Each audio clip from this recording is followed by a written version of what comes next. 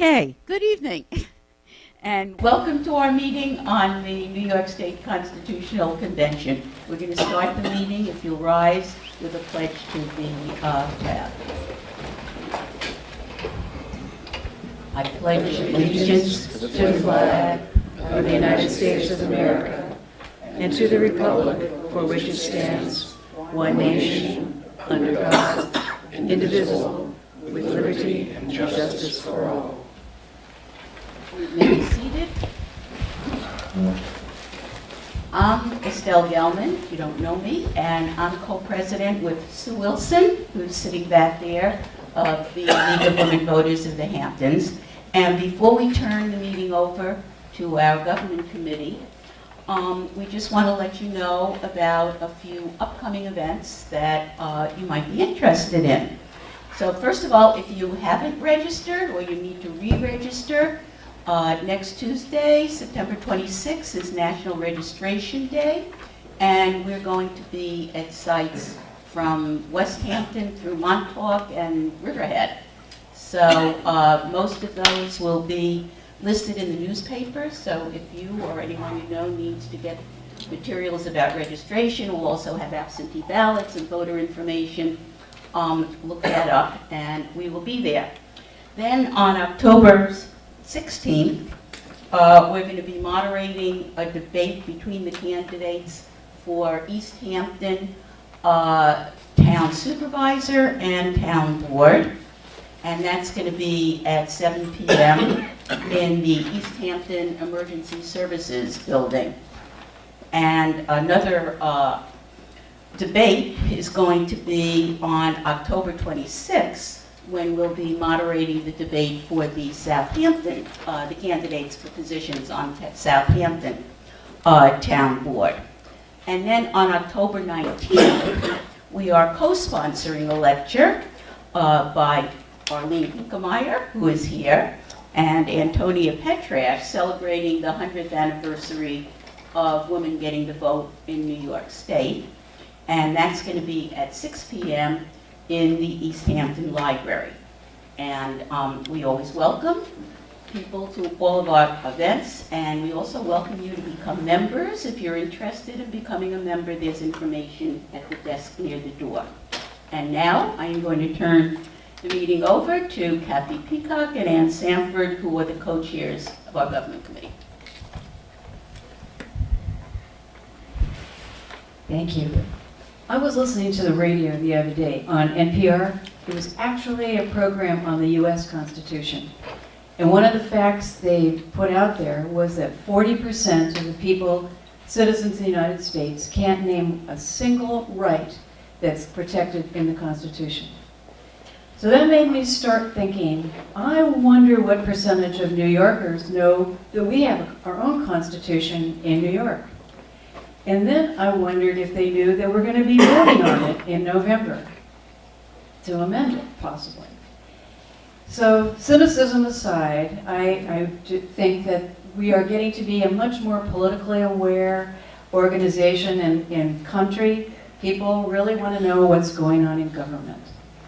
So I also read another article in Newsday, and this was actually about the New York State Constitutional Convention. And it said that 67% of the people in New York want to learn more about what the Constitutional Convention is going to be like. So here we are. The government committee's been working to learn as much as we can about what it means, how it's going to operate, all of that, so that we can explain as much as we can to people like you. So thank you for being here, because you are part of the elite now. So we're going to divide this up into a number of different groups. Each of us are going to take a different topic. Joan is going to go through and give you some background on the Constitution and its amendment processes. I'm going to go over some of the logistics of how the convention process would actually work. Ann Sanford is then going to outline some of the issues that may come up in a constitutional convention, what topics might get covered. Estelle Gelman is going to outline the pros and cons of a convention. And Carol Miller is going to talk to us about what the League's position is. How does the League feel about all of this? So if you didn't get a copy of our little brochure, You might want to pick one up because they'll have a lot of the information that we're going to be talking about tonight in it. And the other thing I'm going to ask you is that we're going to hold all the questions till the end, because a question you might come up with one speaker might get answered by the next. So hold your questions till the end. I'm sure there'll be a lot. So with that, Joan, you want to start and tell us, give us some background. Sure. So New York State, as you just learned, has a constitution. Most states, in fact, I think all 50 states have constitutions. I don't know if you can hear me. New York's constitution is unique in that every 20 years, the question of whether or not there shall be a constitutional convention, at which time amendments to the Constitution are discussed, is put to the voters.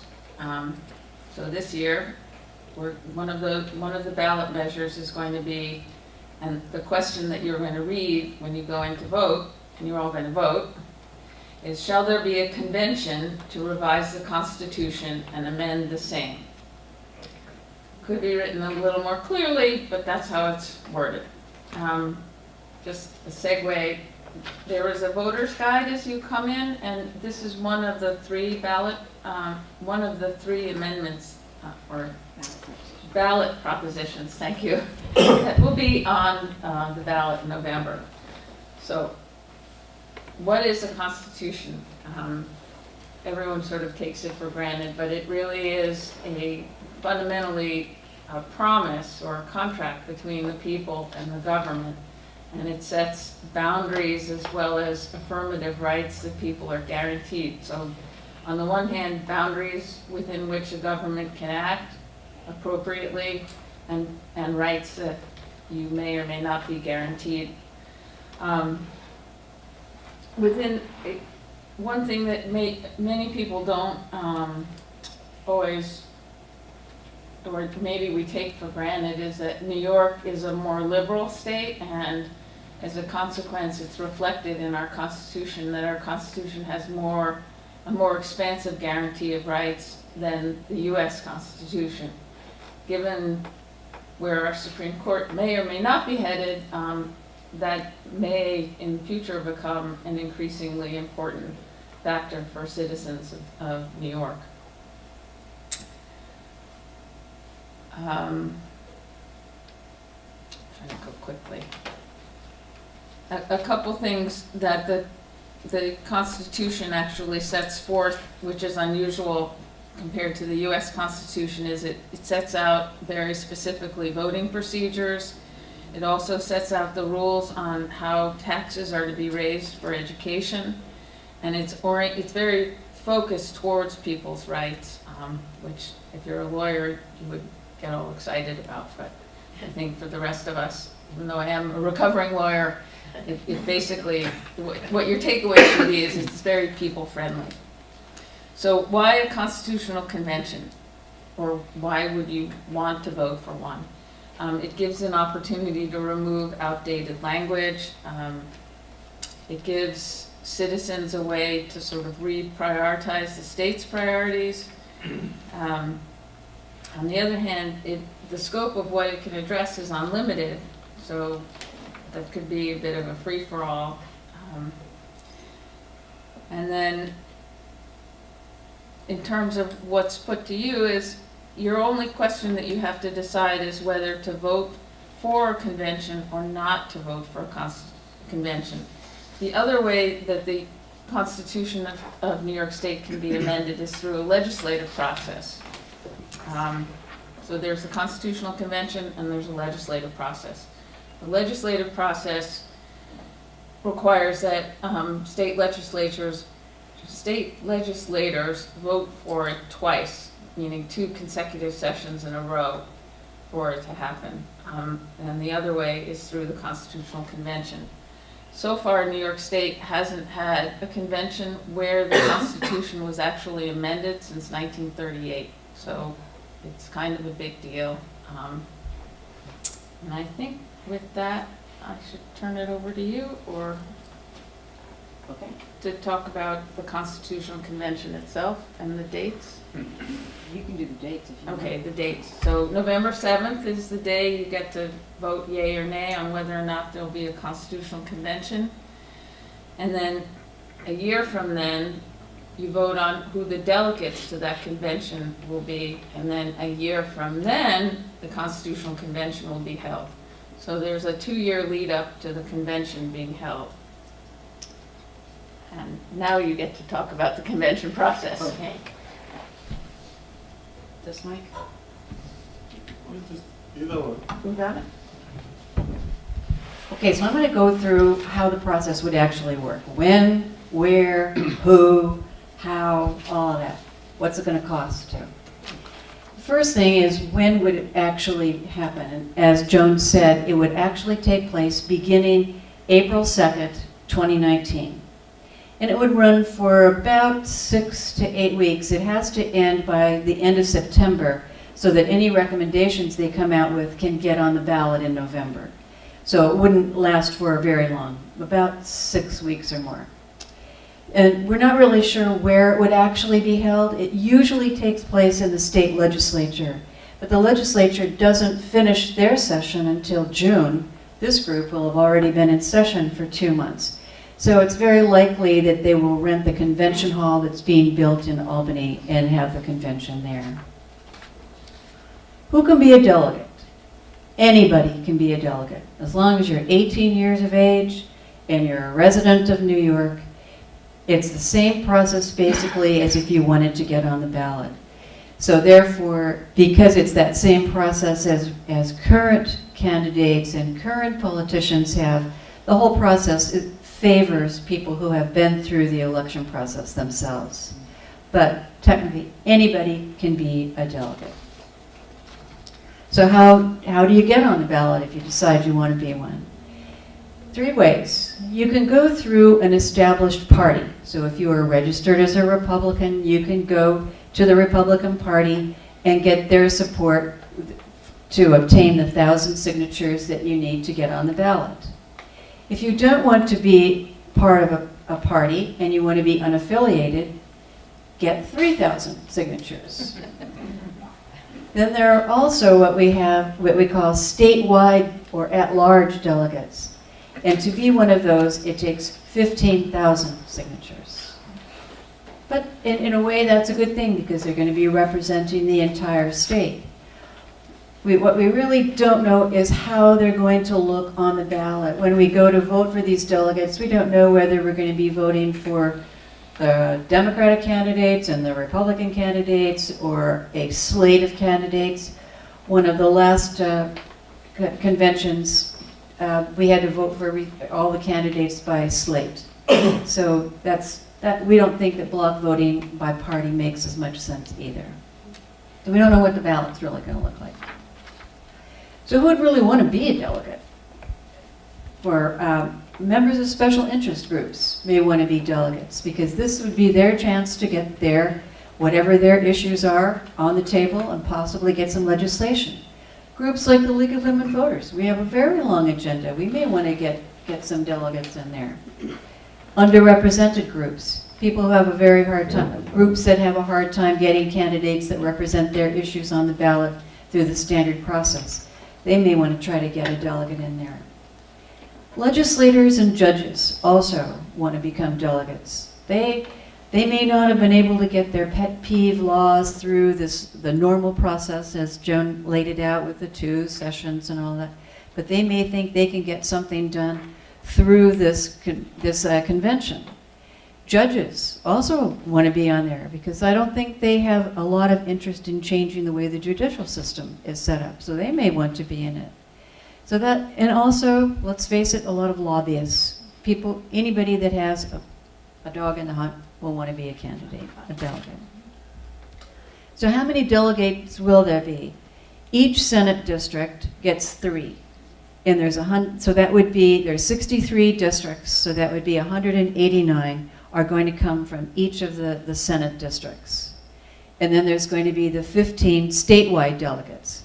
So that's a total of 204 people that will be at this convention.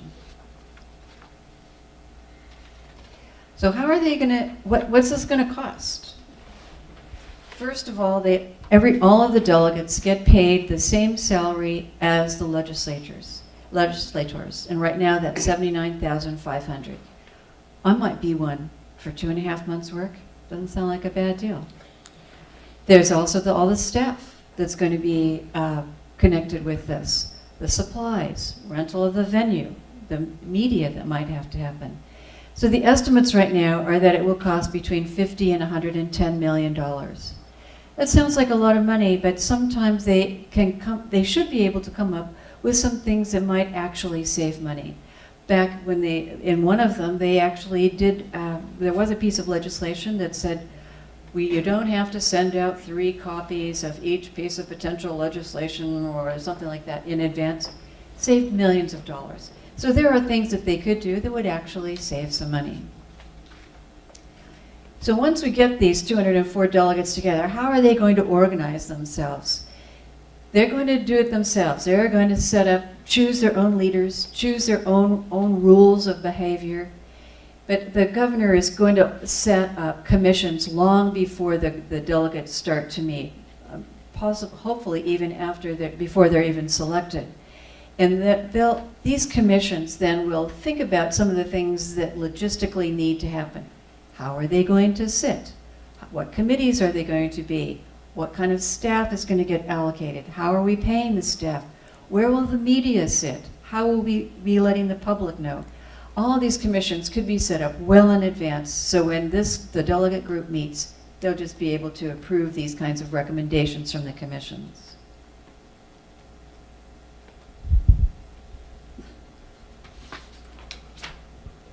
So there, as you can probably have guessed, there are some concerns about this process. And one of them goes back to the legislators and the judges.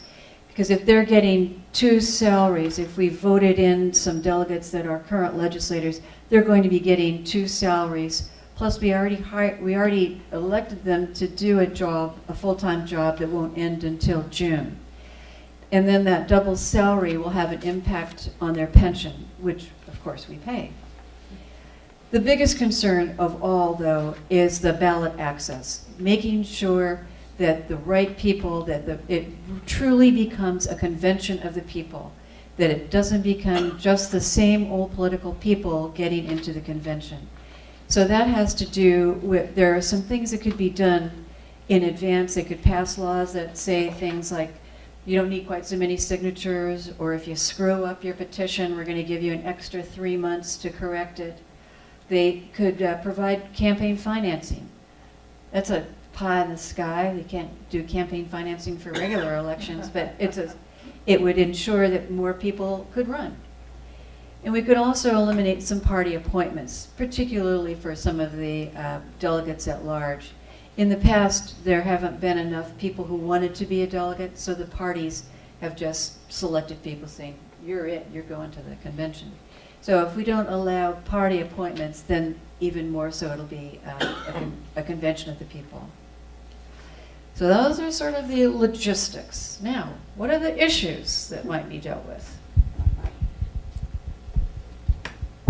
Yeah, my purpose here is to not only list some of the issues, but to try to put them in some context, not necessarily the pros and cons of each issue, but to see how they relate to each other. So the first broad topic is election law and ethics. In the case of election law, the issue, and I should say that this is a reform agenda basically proposed by the League of Women Voters.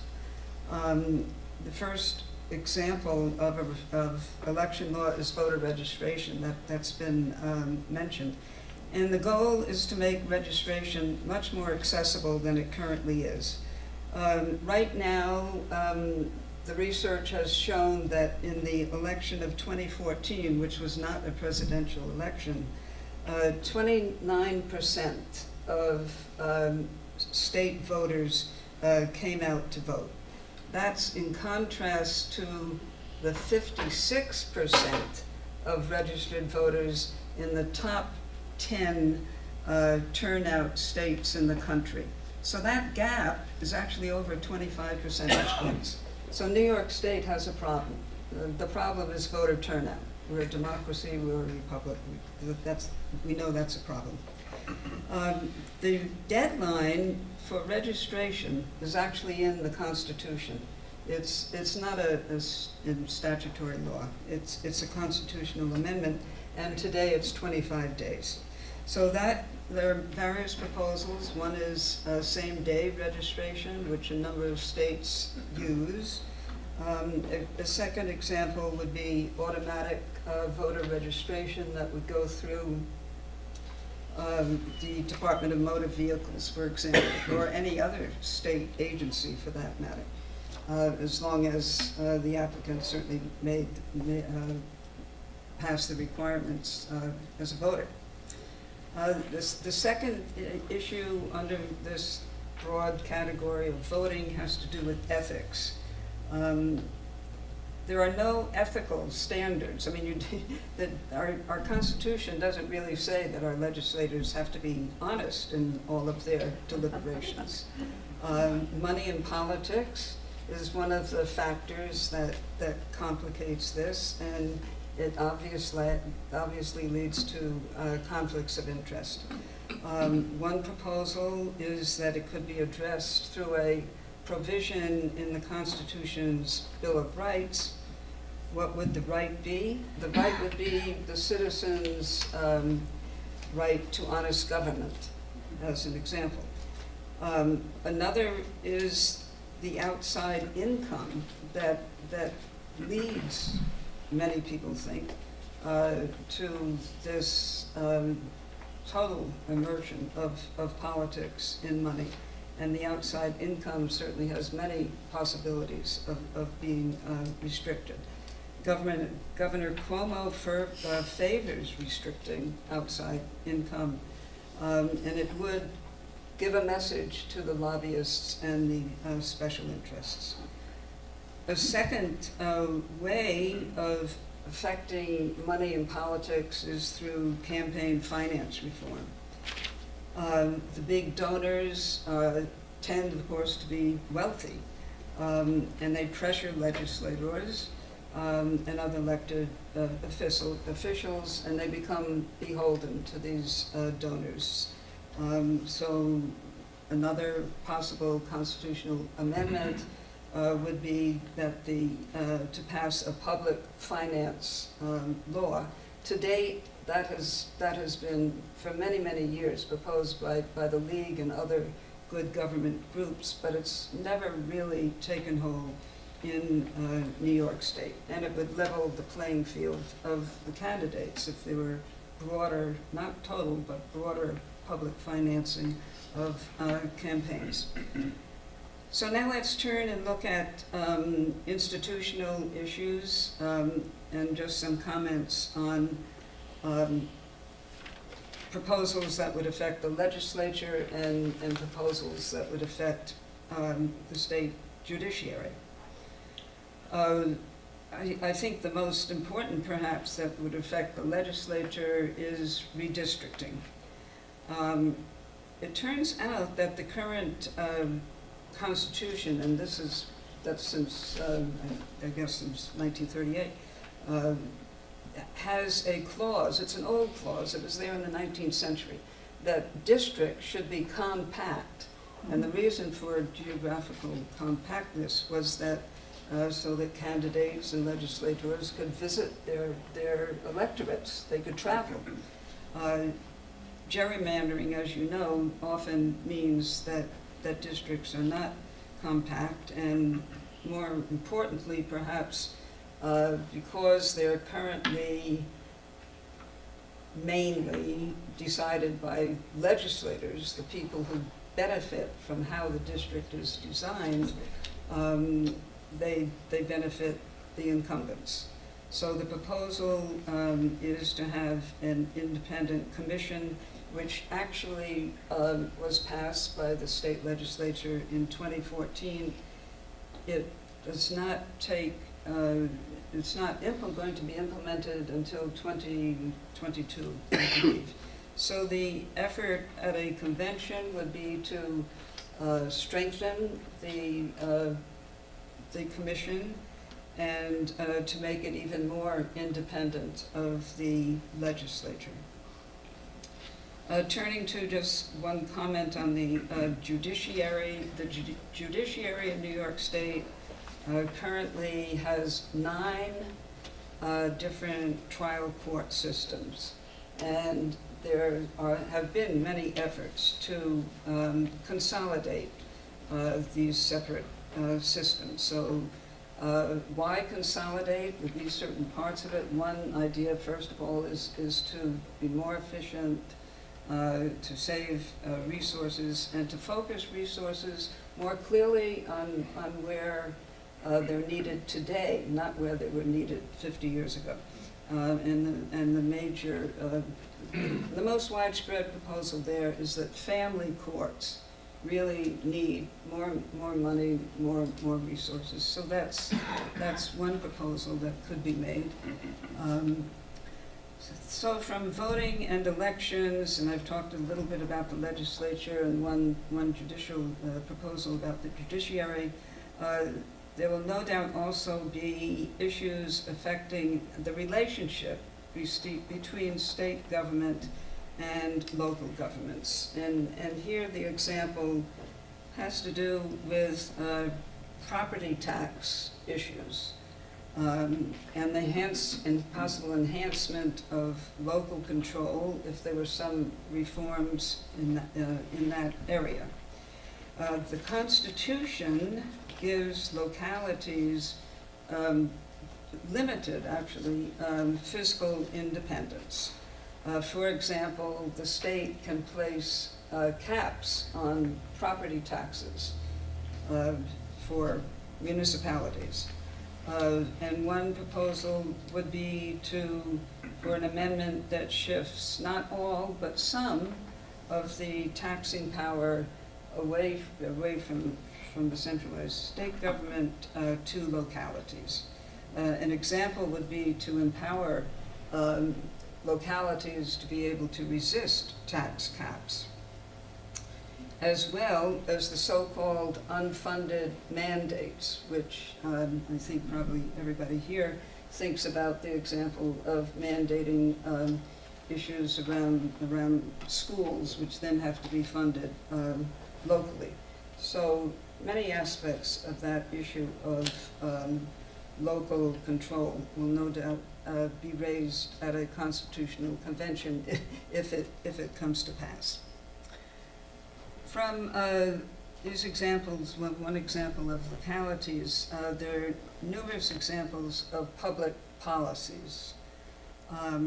For example, in education, the Blaine Amendment, which some of you may know, was passed at the convention of 1894, a very important convention in the history of New York State. And it prohibits the use of public dollars for private schools, both secular and parochial. It became a major issue at the 1967 convention, which actually voted to repeal that clause in the Constitution. But because all of the amendments were voted down, it never happened. So that's one example of a really major issue in education statewide that such a convention could change, modify, improve. Reproductive choice is another one. There are currently no provisions in the state constitution giving a woman a right to choose. Roe versus Wade, as you know, is a federal constitutional amendment from 1973. A convention could change this. It could regulate the woman's right to choose. We don't know how it would turn out. that would certainly be an issue raised and many different viewpoints expressed at a convention. A third example is conservation and also environmental issues in the state. Forever Wild is a really important phrase and commitment and right in the convention that has to do with preserving the forest preserves in Adirondack Park. So you could foresee tension and conflict between conservationists and developers at set a convention, but it would raise the right issues and be discussed. Another issue that's been widely, I would say, lobbied is the issue of public service employee pensions.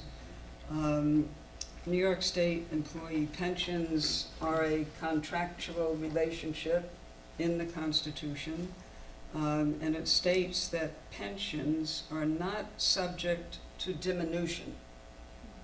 The Constitution, interestingly enough, does not use the phrase collective bargaining, but it focuses on the pension issue as a contract. It is true that a convention could change this. On the other hand, a convention could change and improve labor protections. So it could go either way, but it's a very important issue that would surely be raised.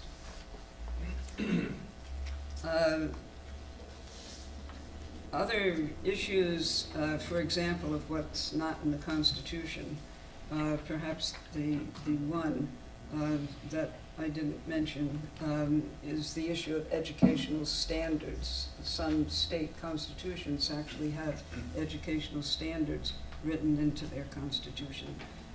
New York State does not. Another example would be a women's Bill of Rights, which is broader than a woman's right to choose.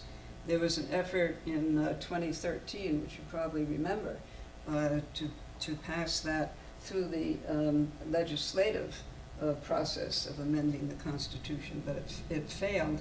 And it included provisions such as pay equity for men and women, and protections for women facing domestic violence. So that it was a broad set of 10 issues that women care very much about.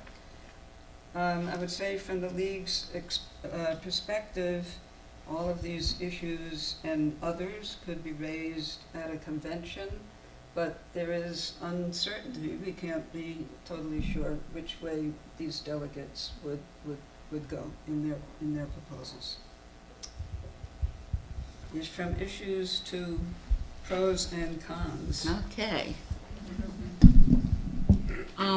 So now you've heard a lot about what a constitutional convention is and how it would be run and what some of the issues are. Now you have to say, okay, I'm going to have to vote in November, and what are the pros and cons I have to consider when I cast my vote? So those in favor of the Constitutional Convention say that this is our best chance to get change in government. They argue that the legislature has failed to pass legislation in many areas that would improve our rights and our protections, and that the only way to effectuate these changes is through a constitutional convention. In other words, by going outside of the normal legislative procedures. They say, look, legislators are not likely to change provisions that facilitated their own election. They're not likely to streamline legislative procedures that they have been comfortable with, or change things that would make it more difficult for them to get elected again.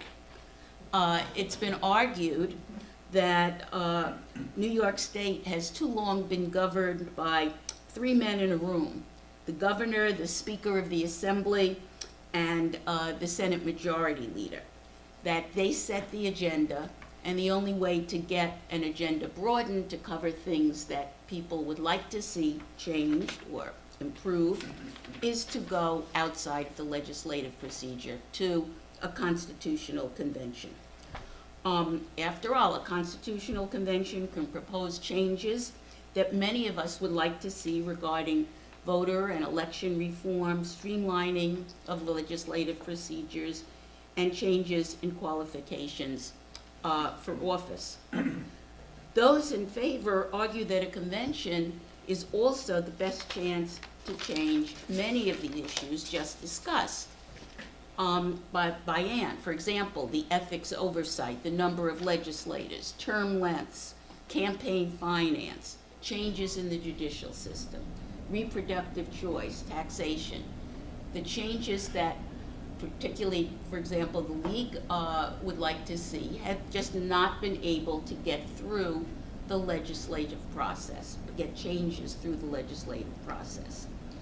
Now, there are many that say, well, you know, there could be amendments that may be against our interest, but those who are in favor of the convention say, yeah, but remember, as was said before, any proposals that come out of this convention have to be voted on by the population, so that the convention itself is not going to make changes. They're going to propose changes, and if we don't like them, we can vote against them. If we do like them, we vote for them.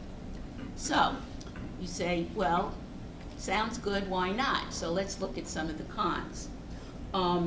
The people who are against the Constitutional Convention argue that opening up the Constitution this way may very well lead to changes that are not in our interest.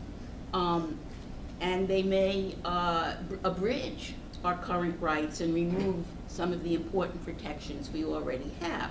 And they talk about, as Ann said, removal of the Blaine Amendment, which people tried to get before, and one of the conventions did recommend. Forever Wild, they say, well, there are a lot of developers out there with a lot of money, and they could affect who gets elected as a delegate, and they could do a lot of campaigning for changes that would allow, that would amend Forever Wild so that they would allow development in some of these areas in the Adirondacks. Or, for example, the teachers union in particular is very much against, a constitutional convention. Because they're concerned, yeah, we could get some more protection for labor, but on the other hand, we've got a pretty good pension system. And it can't go down now, but, if there's a convention, it could go in the other direction. So let's not open it up, let's leave it. So even though, as I said, all of the proposals that come forth, if they're against your interests, you could vote against them. But what the people who are against the Constitutional Convention say, there's a lot of money out there, and that money can be used in terms of supporting particular delegates who have a particular special interest and particular point of view, and that might not be your point of view. And once the delegates are there, and if they make proposals, yes, we have to approve them, but there could be a lot of money there also in terms of support of particular proposals that we don't really, wouldn't like to see. And they point out that, and we really don't know at this point, as was pointed out before. We don't know what the delegate ballot is going to look like, whether that's going to skew who's going to be elected as a delegate. We don't know whether it's going to be top three, ranked voting, party slates, or what. And then what about the amendments?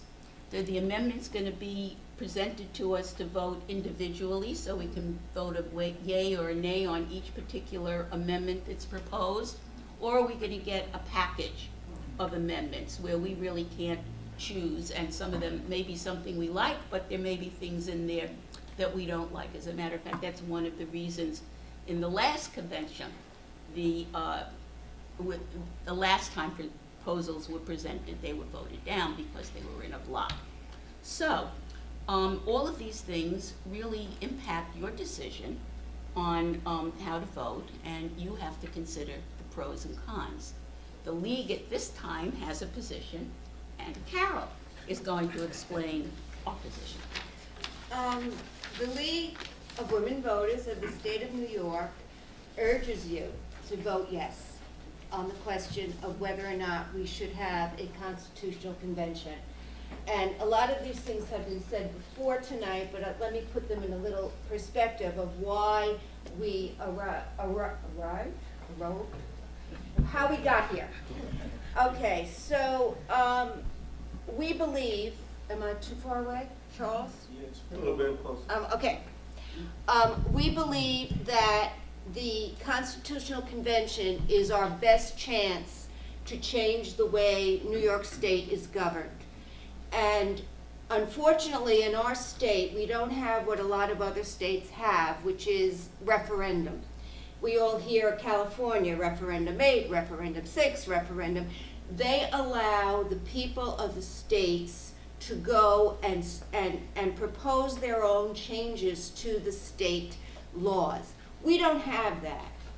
All we have is every 20 years we can vote yes and have a constitutional convention.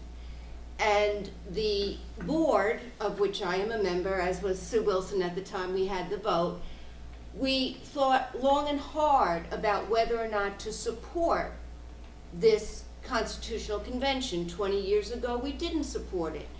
But we looked at what has been going on in this state for the last 20 years. And from our perspective, not a lot has been going on in the state. We are in favor of voting reforms. We are in favor of rooting out corruption, redistricting, streamlining the court system, reinforcing our Bill of Rights. That, that's, oh yeah, we're all in favor of that, but the legislature will do that. Well, we've been fighting for universal absentee ballots since 1963. 1963, we have been asking that a constitutional amendment be passed that says that every voter in the state can use an absentee ballot. Our Constitution prevents that, so you cannot use an absentee ballot unless you meet some of the regulations that are in the Constitution. We have been saying since 1950s, we want to have a simpler format for getting on the ballot access that was mentioned before, since the 50s. Okay, some of us aren't that old. We have been saying since 1991, we want true campaign finance reform. 1991 hasn't happened. Ethics, we started fighting for ethics reform in 1964. We started fighting for the Reproductive Health Care Act in 2001. We have been fighting these fights for all of these years, and they don't happen. Albany, laws get introduced, legislation gets introduced, people talk about it, there's big headlines, campaign finance reform is going to pass this year. Guess what? They go home, the legislators go back to their districts, some of the legislators that have been in office for 30 or 35 years, we haven't even talked about term limits, they don't pass these laws. And we as the league said, this is our opportunity. This is our opportunity to get reform. Now, why do we think this can happen at a constitutional convention? Well, with a lot of talk about delegates, and there's a lot of fear. The wrong people are going to be elected. Well, who's going to elect them? We vote for them. If we have a delegate who stands up and says, I'm against the contractual right to pension, don't vote for him. If he or she says, well, I'm against the Blaine Amendment, don't vote for him. If he or she says, well, I am against protecting the Adirondacks, don't vote for them. These people are not going to be elected by secret ballot. They are going to be elected by the people of the state of New York. And we in the league think that the people of the state of New York are smart enough to elect the right people as delegates. Now, one of the things about the delegates, and this is something we have to be aware of if this is passed, the legislature can change the way delegates are selected. We were talking about the 5,000 signatures. We were talking about parties. The parties put up delegates. All of that is not in the Constitution. It's in election law, and that can be changed before we vote for the delegates. So one of the things that the League is doing already is supporting legislation to make the delegate selection better.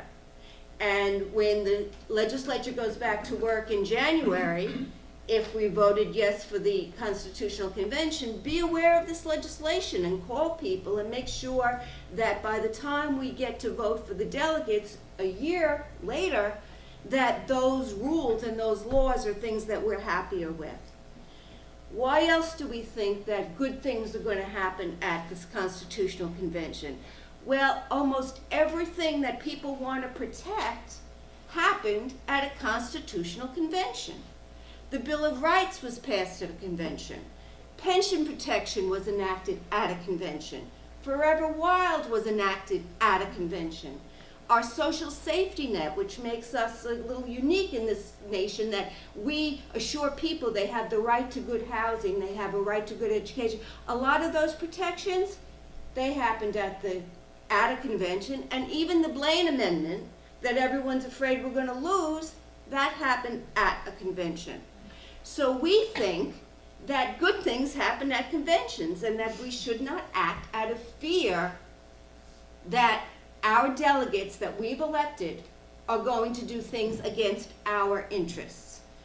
The New York State Bar Association, the New York City Bar Association both support voting yes on CONCON. Why? Same reasons that we do.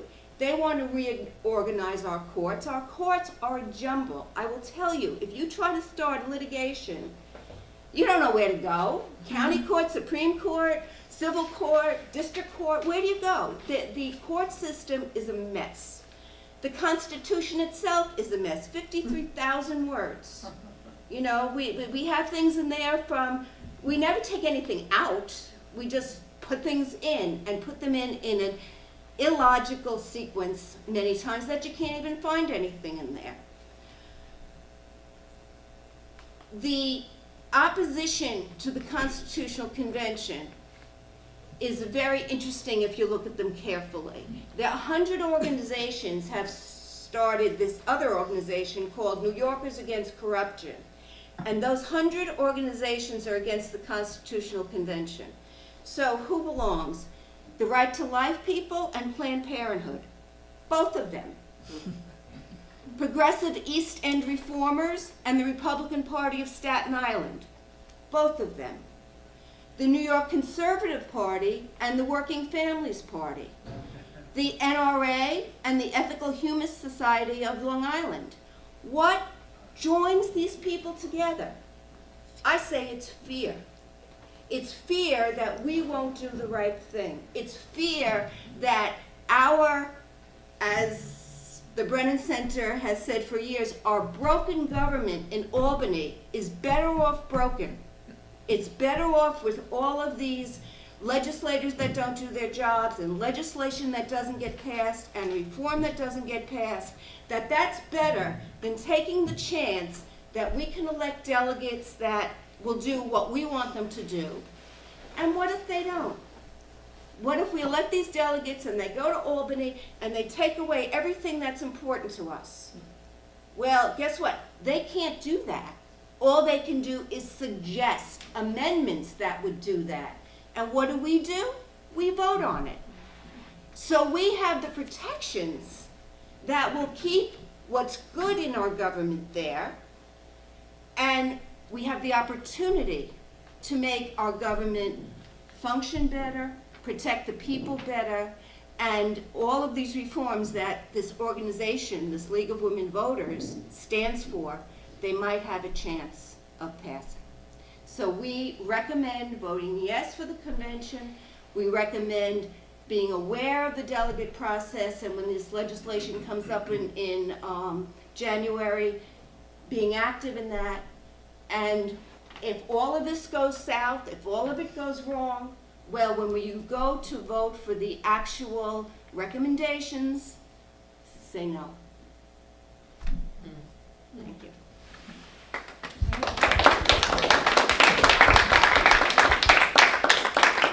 Okay, now it's your turn. Questions? I got a Can I question. just, Go ahead. check? I didn't get to show you the Constitution. He has a physical copy of the Constitution. Yeah, 43 yeah, my name is pages. Lonnie Hughes. I just have a question about the proposition. Where is it going to be located on the ballot? On the back. On the back. Is there a reason why it's on the back?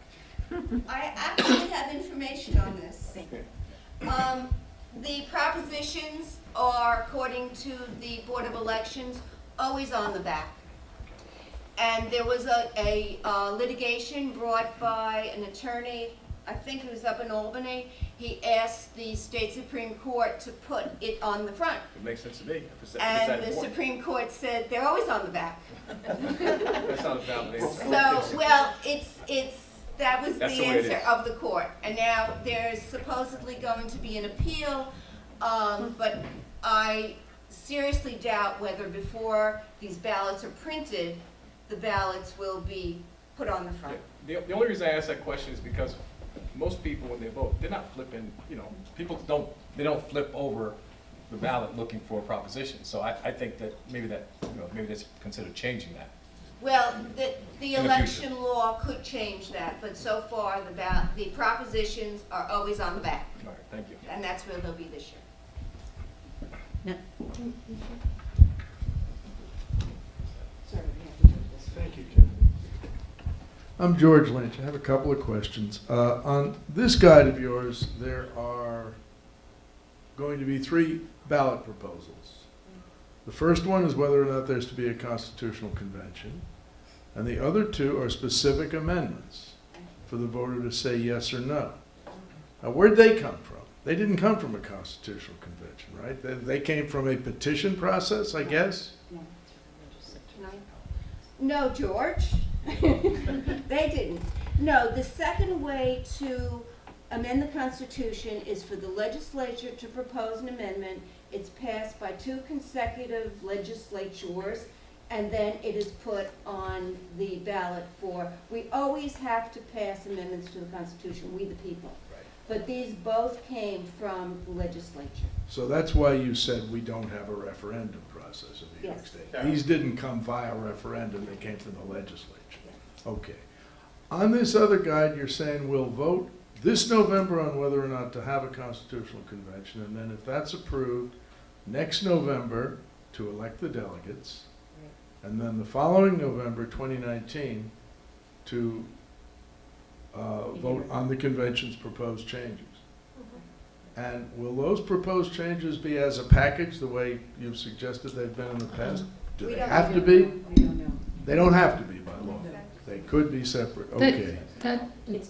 Just to clarify, that's up to the convention delegates themselves. There Okay. was one convention in 1967 where the delegates themselves, it was so controversial, being the 60s probably, that they decided you either vote up or down. So Mhm. it landed up getting voted down. We don't know whether it's going to be a block vote or separate amendments, like the legislature has separate proposed amendments. So then these folks will have less than a year from the time they're elected and sit down to their work to do all this stuff. Okay, thanks. I guess the Probably that- takeaway is that delegates are very important. So are the commissions that are going to be set up by the governor, because they're going to be making a lot of proposals on how it's going to work. Thank you.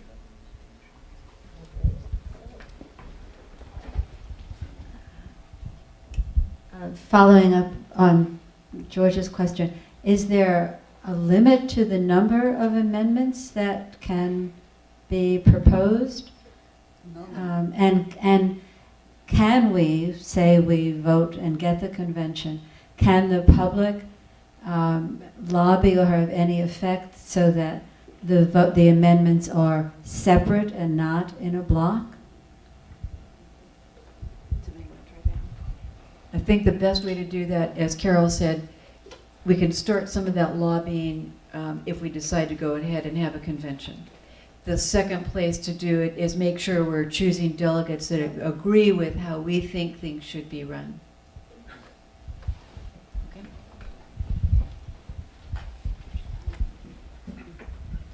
My question is to address the influence of the governor's commissions.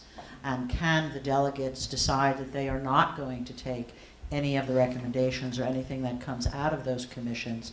Because it appears, at least, that a lot of the work will have been already done, and the easy thing for delegates to do is just to pick up from those commissions, and then the public has had no input at all as to who are on those commissions, because the governor will be appointing people to them. Is there any way that the delegate body can ignore all of the commissions? Absolutely. They can just say no, they can do with their rules and say no. Have they ever done this historically, if there's been recommendations from the governor's commissions?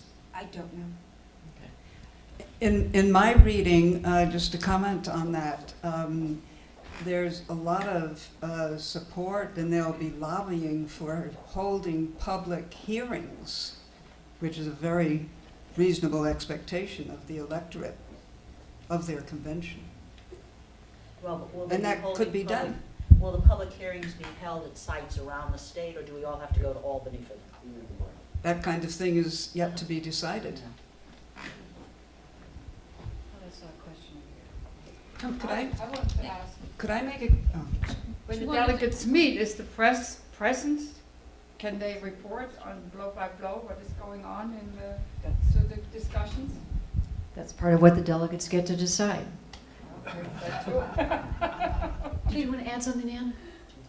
Anne wanted to I add, wanted to advertise the current Constitution, which if you Google the New York State Constitution, you'll get to the New York State Library, and on their website, you'll be able to download this Constitution, which is 43 pages. very fine type, Carol so if mentioned- any of you need to go to sleep tonight, It's 55,000 words, and if you would like to read about how the Erie Canal was funded in 1815, I have my copy marked up on that exact issue. What's important about this is that, especially the work done by the reforming legal community, is that there are ways that this Constitution can be more like 12 pages, like the federal Constitution, where you have a directional Constitution with rights and outline of the forms of government. What this Constitution is full of is policies, and sometimes the policies were changed, but there's no process of deleting them. So there's a cleanup effort, which is very, very important.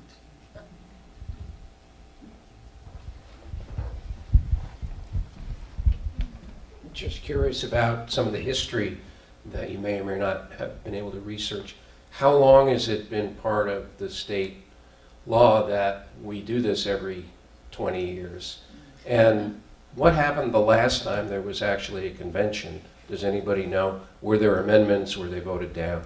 I can answer the first question. I was going to say, I can it was- answer the first one, but not the second. It was put in Feel free. 1846. But there's no, I guess the point we were trying to make is that there's no requirement that there be a convention. You can vote down having a convention. Right, right. So, And at the last convention, we referred to this before, again, it was in the 60s, and we don't know why exactly it happened, but there were a lot of amendments, both things that people were in favor of, weren't in favor of, but they were submitted to the electorate as a up or down vote. Right. And as I said, the people of the state of New York, we are voters. I mean, we said no, because people didn't like A or B or D or F or whatever it was. I believe, and I'm not totally sure about that, but that I believe that was the only time that that there was block submission of the amendments to the electorate.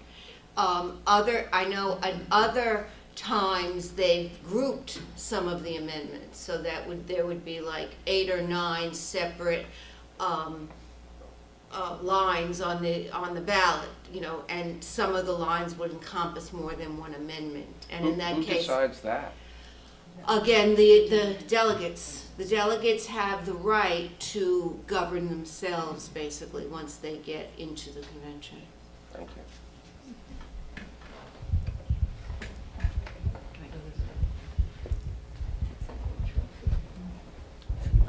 Who were the delegates in '67? How were they chosen, do you know? Well, they were chosen by election, but I happen to have who they were because people keep saying, well, they'll be the same old legislators, and of course I put all my papers together, so while I thumb, everyone talk among themselves. Okay, here we go. This was in 1967. There were 186 delegates. 88 were lawyers. 36 were business people, 24 were judges. This is out of 186. Sitting legislators, 13. Union officials, 6. 5 professors, 4 media professionals, 3 mayors, 2 congressmen, 1 UN official, 1 member of the clergy, 1 farmer, and 2 other. Now these are people, this is their self-categorized. This was their profession. So when people say, it's going to be the same old people that run Albany now, I try to show them this list because in '67, that's not what happened. Yes, George. So 67 was the last constitutional convention. So 4 times since, at 20-year intervals. George, gotta use the mic. Oh, no, there are 20, I'm counting them. Use the mic. I'm sorry. 67 was the last. No, it's not 4 times since, my arithmetic's off. Twice since the people have voted not to have a constitutional convention. Do we have any idea why that is? I can only tell you why the League recommended against it, which they did. Well, the thing is, there was this 67 convention, which nothing got passed. And then the 77 convention, people said, you know, 67 convention was an anomaly. And I won't go into why, but that wasn't the right sequence. Then the 77 people said, well, 87. No, it was 77. 77, 07, 17. The 67 was an anomaly. The reason they had a constitutional convention in '67 was because the Supreme Court held our districting law to be unconstitutional. So we had to have a out-of-turn constitutional convention in '67. 77, no one was interested. 97, the League recommended against it because of the problem with delegate selection. Okay? And now is now. Okay? How many women were in the '67 convention? It doesn't say. I knew that. Oh, you knew that? I knew that, and I didn't bring my notes. I knew that. Not very many. Kathy? What makes the League consider that the process of delegate selection will be any better, or would be any better this time than it was last time? The League is very active in changing the law, as I said, I think, before, that most of the delegate selection law is not in the Constitution, it's state election law. So we have the opportunity this January, when if we vote yes in November, then in January, we're going to work like dogs to get the legislature to pass delegate selection laws that are better than the ones that were used in the past. What they did in the past was basically say, well, the legislature said, the way we select our legislators is pretty good, and that's the way we're going to select our delegates. So that's why we have the petitions, that's why we have the numbers that Kathy was talking about. But that does not have to be the same. The legislature has the power, and a lot of laws have already, proposals have already been introduced to change the way the delegates are selected.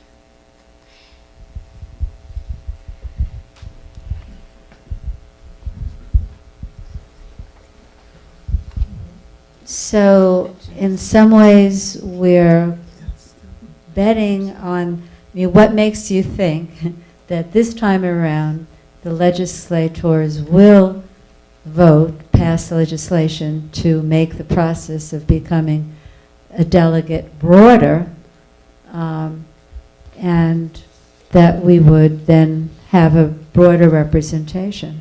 Not so many lawyers, maybe more farmers, or more people who have not as many vested interests. Well, that lawyers want to be part of the process of amending the Constitution, I personally don't see as a vested interest. Lawyers are familiar with law, and they draft law. And so I can understand why lawyers, and there are several in the room here, who would think that would be an incredibly exciting exercise. And this list is pretty broad. It's pretty broad-based. And the final thing is the delegates will run. You will know who they are. Hopefully you will have several people to choose from, and you will pick the one. It's up to the voter to pick the delegates. And although the league hopes to have the delegate selection process make it more broad-based, you will then choose who to vote for. You're going to vote 3 from your senatorial district, 3 local people that they have to campaign. You have to know who they are, or else you're not going to vote for them.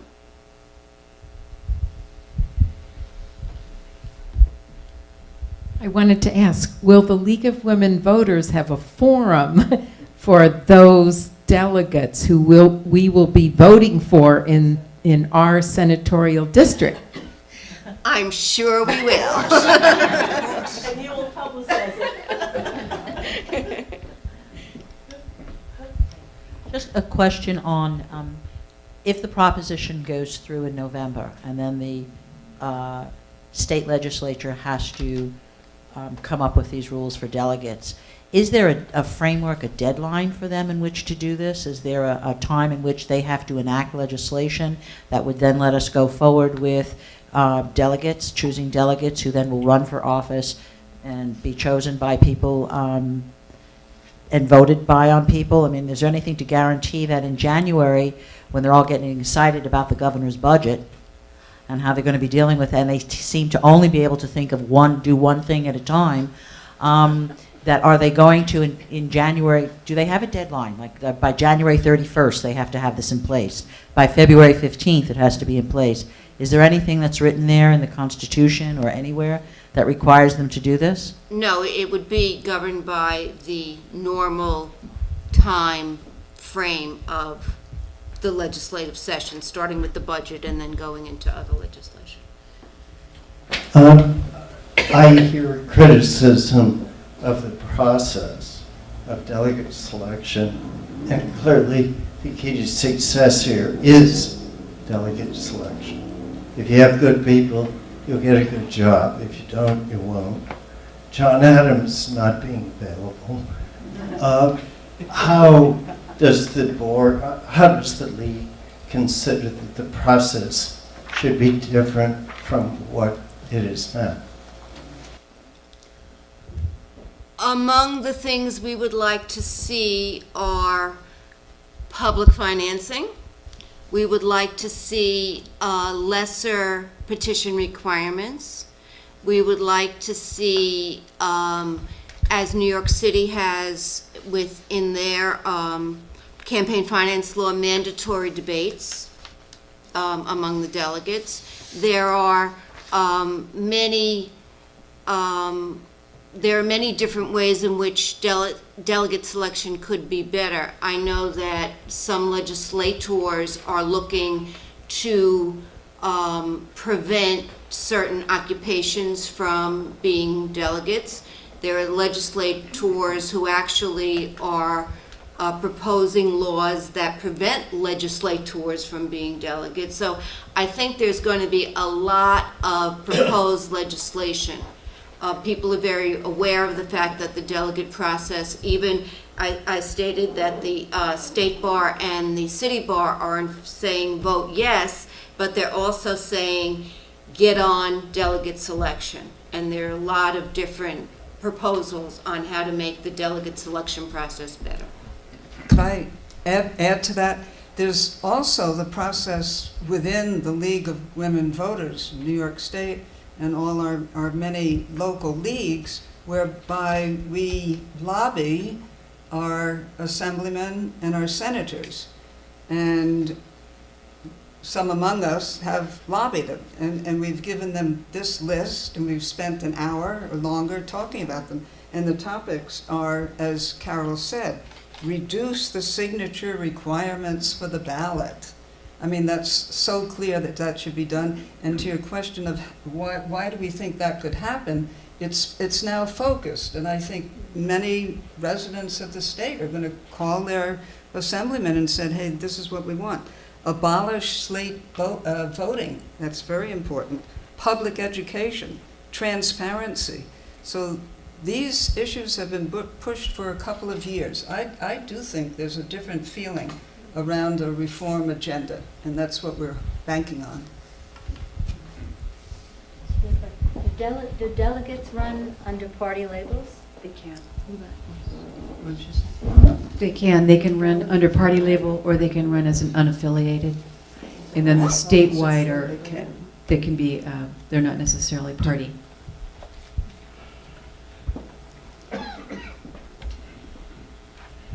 Or they can be independent.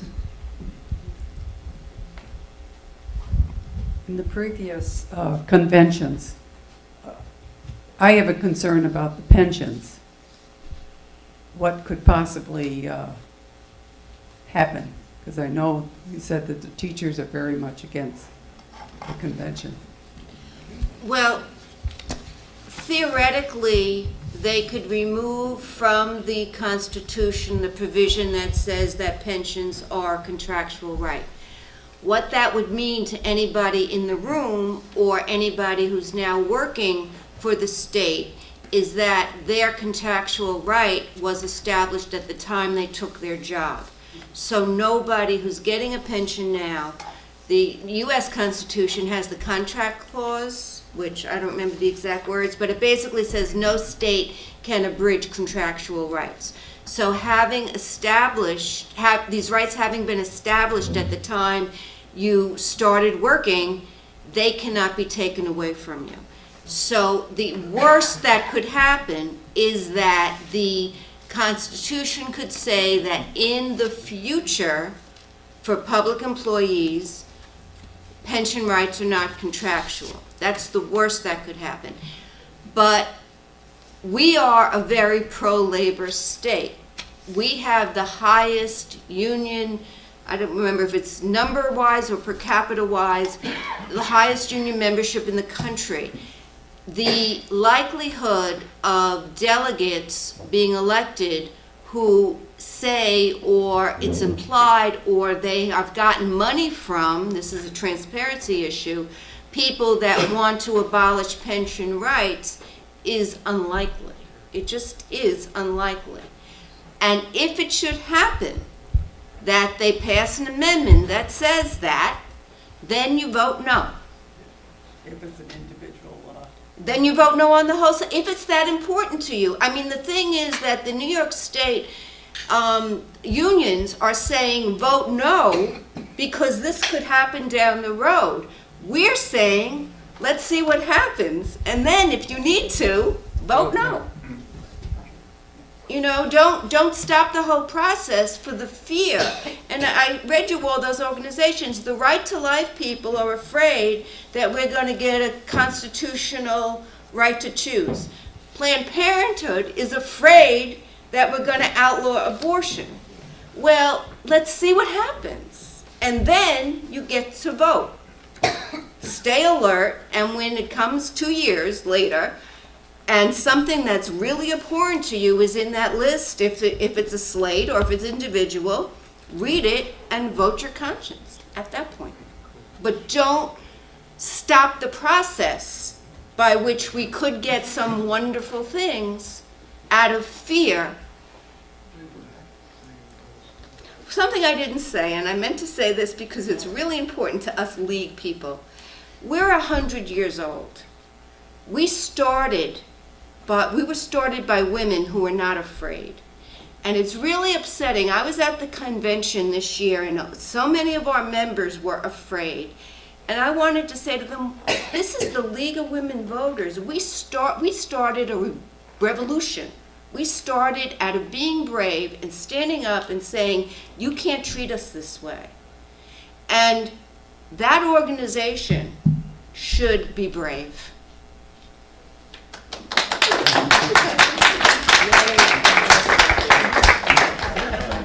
I just wanted to ask a question about if a referendum goes through, say, and it's passed, can that be challenged in the courts? Yes, of course. Yeah, right. Well, that's what we seem to find in a great part of the legislative process today, is that all of a sudden everything gets approved, and then the next thing we read about, it's being challenged in a court someplace. Well, one of the purposes, as speaking as a recovering attorney, and I served on some judicial and professional responsibility commissions, one of the purposes of study commissions is to try to advise legislators of the implications of sometimes politically popular measures that will inevitably be found unconstitutional.